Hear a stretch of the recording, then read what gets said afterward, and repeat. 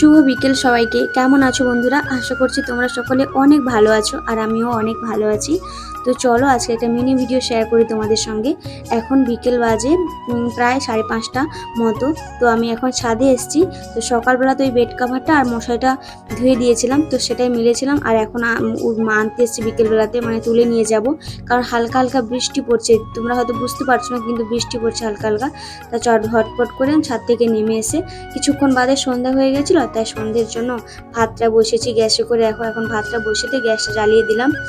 আর মা আর বাবা দুজনেই ভাত খাবে, আমার 3 ভাই বোন আমরা ভাত খাবো না।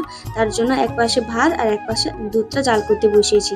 আলু সেদ্ধ করতে দেব, তার জন্য এখন আলুটা কেটে ভালো করে ধুয়ে এখন ভাতের মধ্যে দিয়ে দেব।